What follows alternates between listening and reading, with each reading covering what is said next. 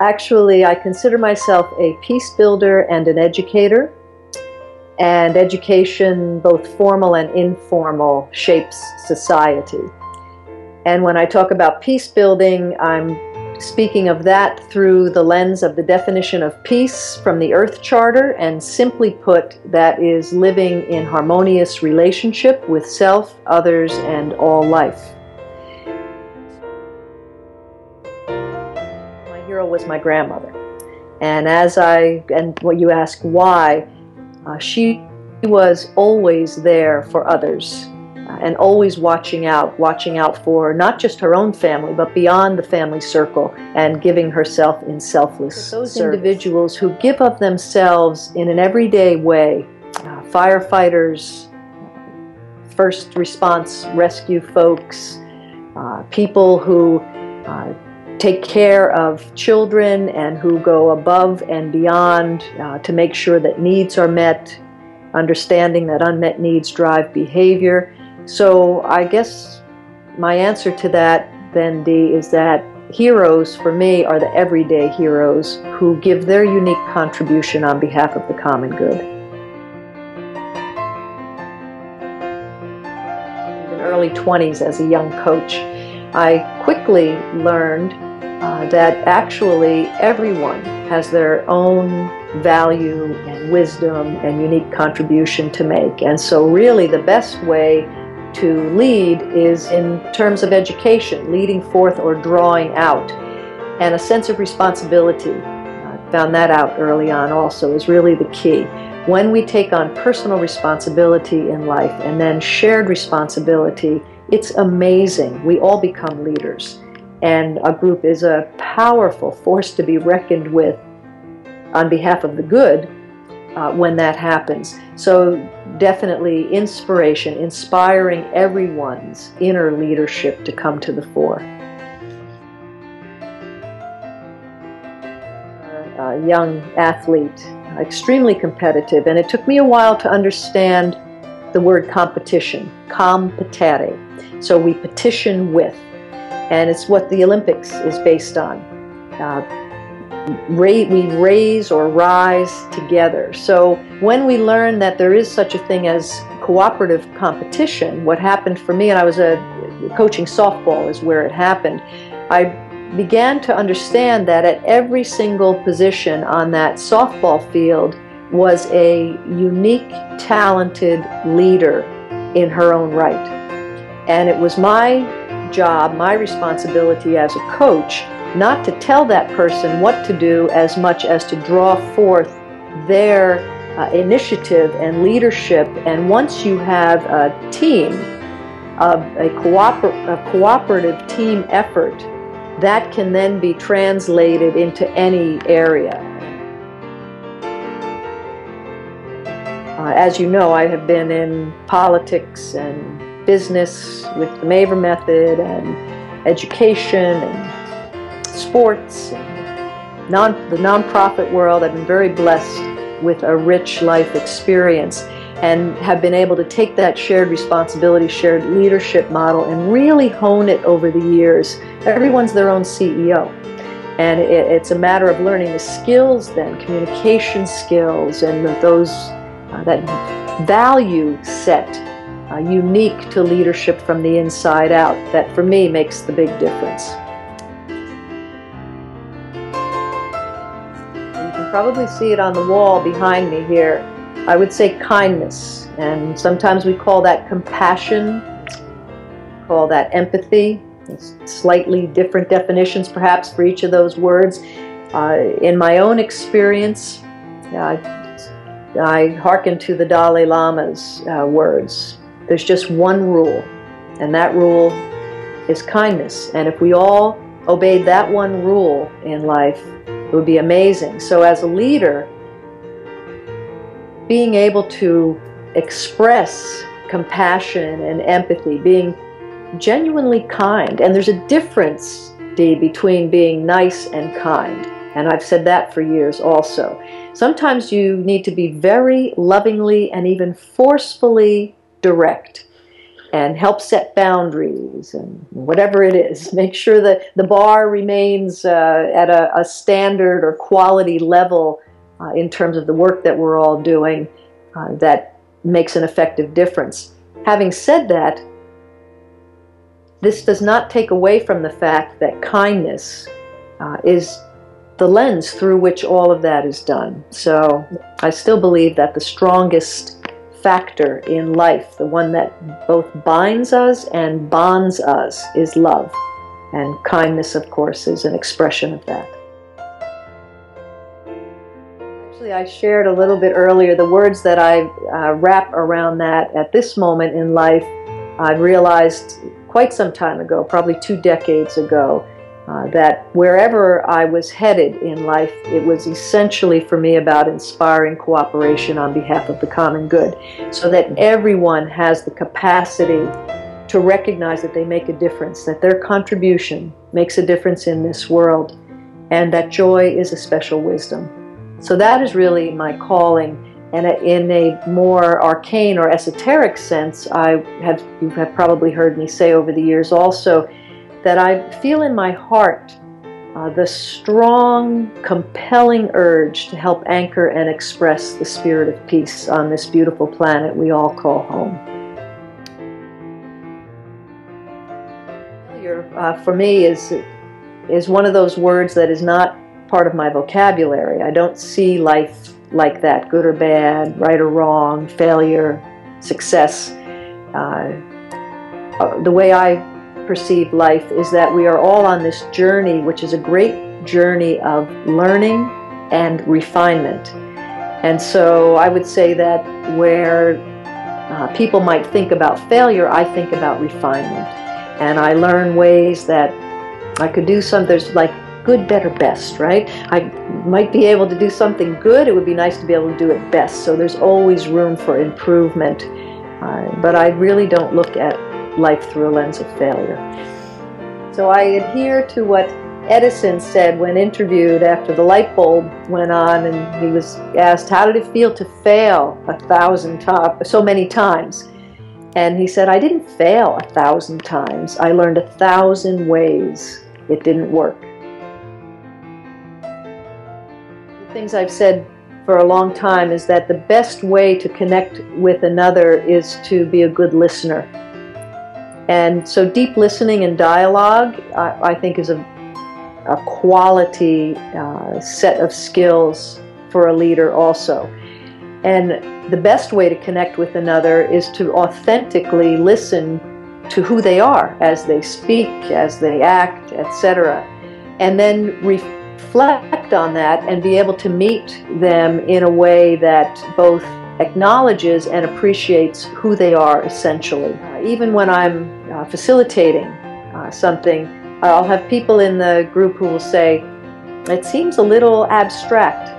But the truth is it's not. There are just some very basic, pragmatic skills in social-emotional intelligence, social-emotional skill set. For example, eye contact and being very present with another. And that's also good manners. If you think of cell phones and other things. But just really being present to the moment and present to the person and authentically showing up to make that connection. And what I learned through politics intensely is it's really all about connecting, not convincing. So it's not so much about what I think or what I want to say or how things should go from my perspective, but truly about connecting with other and then having a shared experience. One that is a standout in my mind was when the powers that be decided that he was not eligible for the New Hampshire debate. And of course we had met all the qualifications until just prior to the debate.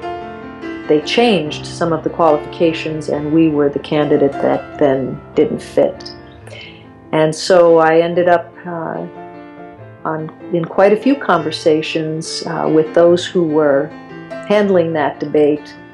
And it was I think it was a good experience not only for me, but for many of our interns and staff at our office as well, as we talked that through and then took a national action, flash mob action actually, the only time that I invited that to happen. And we did that through a lens of intentional kindness and intentionally getting a message out of inclusiveness and fairness in the spirit of the politics of hope.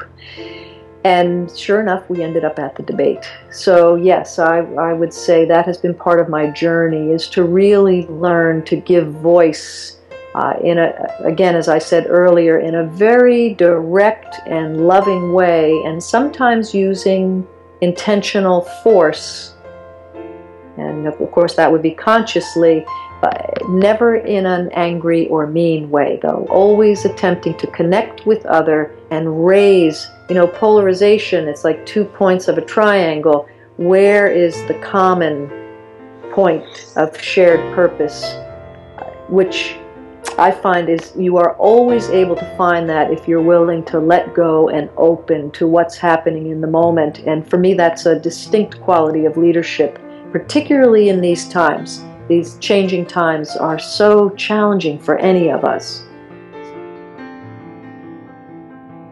For me, if my parents were still alive in this moment, my dad in particular would tell you that I was born with this very willful, truth-telling, absolute capacity and willingness to speak my mind, whether anybody asked or not. So yes, there is something inherent in that. And yet, even then, I'm not sure, even for the most extroverted person, how easy it is to really speak truth to power. And so I do think that for any of us, that is something that we learn, that skill, that capacity, and particularly when we choose to do it. Anger itself, I think of anger as fossil fuel. It burns hot. But it's energy. So what do we do with that energy? How do we transmute and transform that, even in a given moment, so that we are able to stay connected? Because the minute you go to those kinds of emotional places, it's very hard to stay connected with other and have a conversation that can lead to, I want to say, healthy resolution. And my definition of health is a free flow of spirit through form. Perspective, this changing worldview presents a very unique challenge to leaders on the planet at this time. While we are still operating and cooperating in a paradigm and a way of thinking and doing business on the planet that has worked for a long time, it's now not working. Its use-by date is up. But all the new forms and the new systems have not fully shown themselves. So leaders in this moment, no matter in what field, politics, business, nonprofit, name it, including education, everyone is challenged with one foot in a system that is fast breaking down. And it's painful, and in some cases we're trying to hold it together. And for me, that's kind of like trying to save a caterpillar in the midst of a chrysalis experience, only we don't get what the butterfly is yet with this shifting worldview.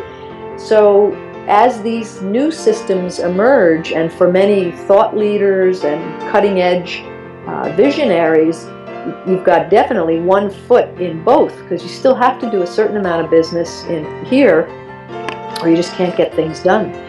It's because the fullness has not yet emerged. So I think that's probably the greatest challenge for leaders at this moment, is to be able to cast into what is emerging, even though it hasn't fully landed yet. And I stand with Buckminster Fuller there when he says, and I will crudely paraphrase, don't fight the existing system or the prevailing system, create a system that works better, and the old will die of attrition. And we don't really have a choice right now, because on this planet, across the board, things that have worked, systems that have worked, that have gotten us to where we are, they are all breaking down, which is the good news from my perspective. said something different even 10 years ago, but as I just shared, this shifting worldview, we are on at such a threshold moment. So I would say the number one thing is follow your own heart. Be true to yourself, follow your heart, follow your intuition. And the second thing I would say is look for those ways to take whatever it is that you're leading into this next phase gracefully, lovingly, joyfully, and I will add, rather than fighting. We are all in this together, and if we can learn to cooperate that way, we'll be much better off, regardless of whether we agree or disagree about certain things or how to do certain things. So in terms of a leader, a young or new leader stepping in, that's what I would say. Follow your heart and look for these ways with the new systems that will eventually be the prevailing systems to move into that with grace and ease and joy. Great joys has been the few times I've worked with David Cooper-Ryder, founder of Appreciative Inquiry. And that has really helped inform my thinking about creative thinking and its importance in designing absolutely anything from a shopping cart to a National Peace Academy. And not only is it important, but it allows for every individual in a group to realize that they actually do have a contribution to make, often on a seed or thought level, imagination level, regardless of how something manifests. So it's an inherent self-worth exercise for a group also to support that kind of creative intelligence and creative spirit. So imagination is really important. Giving quiet time, some thought time. I'm not a big to-doer, although some people would look at my life and say, really? But that's not my lead foot.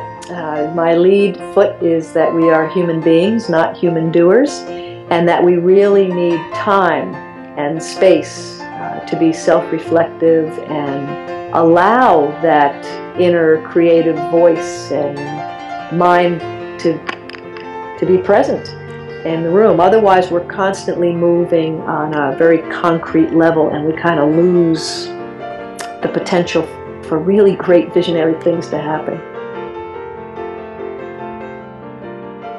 To take the time to set those values and shared guidelines within which a group, particularly in an office environment, will work. And they include things like no gossip, no criticism, being kind to one another, learning to communicate in that way. My grandmother always said, if you can't say something kind, then just don't say anything at all. I think these kinds of skills, personally and in group and in a work environment, productivity goes up, never mind the happiness quotient.